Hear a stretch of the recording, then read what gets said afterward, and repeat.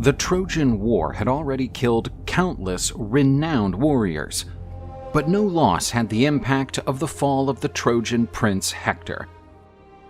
Without the protection of their leader, the morale of the Trojan people was shattered. The armistice proposed by Achilles, which allowed Hector's funeral to take place, was coming to an end.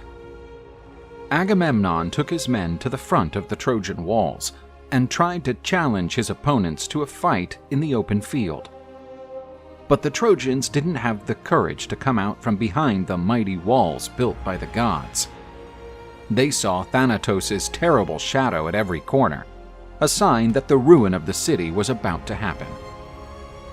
King Priam regretted that he had lost so many sons in the war, but his grief was even greater that only his most cowardly sons had survived, Paris and Deiphobus.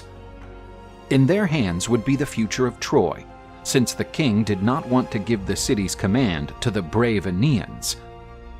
After all, there was a prophecy where he would be the great upholder of Trojan tradition, and the king had no wish to give that honor to Anchises' son. But as the goddess Aurora appeared, bringing with her the rising of a new day, a fresh hope appeared on the horizon. They were the brave and untamed Amazons, tremendous warriors, daughters of Ares who fought on wild horses.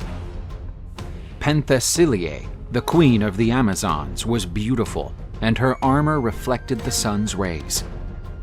She even looked like the daughter of the goddess Aurora.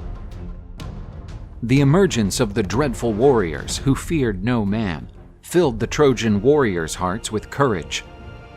Led by Ares' daughters, the Trojans came out from behind the walls to once again face the Greek army. The Amazons advanced against the Greek lines, who were stunned to see an army of women mounted on horses. Their attack was frightening, seeming to be inspired by Ares, their father and bellicose god. The Greeks began to flee to ships, pursued by Queen Penthesilea, who killed dozens of warriors with her glorious axe offered by the god of war.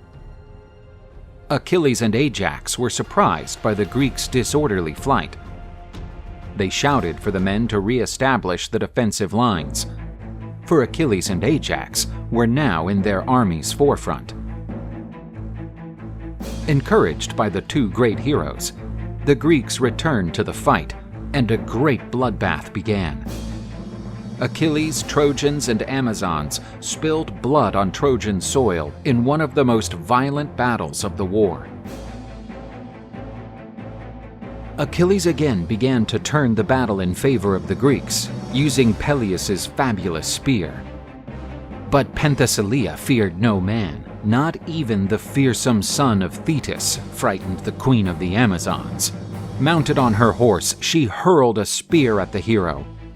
Achilles blocked the attack and ordered his war chariot to be brought to him. The objective was to hunt down the brave Amazon. Pulled by the divine horses Balius and Xanthus, Achilles pursued the warrior queen, who continued to hurl projectiles at him. Penthesilea turned around and raised her axe. Achilles was impressed by the courage of the fearless warrior, who looked more like Athena's incarnation. The queen of the Amazons fearlessly charged forward against the champion of the gods for the final showdown. Achilles pierced the horse's body and struck the Amazon's belly in a blow delivered by his mighty spear. The queen and her horse fell mortally wounded. Achilles approached to examine Penthesilea's body. He could not believe that a woman would have the courage to challenge him. When even the mighty Hector trembled in his presence, he removed the queen's helmet and was surprised. Not only was she really a woman, but she was one of the most beautiful girls he had ever seen.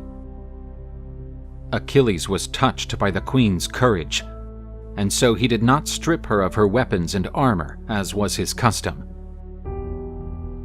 Achilles returned Penthesilea's body to her subjects so that they could arrange a funeral to honor the woman's greatness. She had been braver than most of the great men who fought in the war.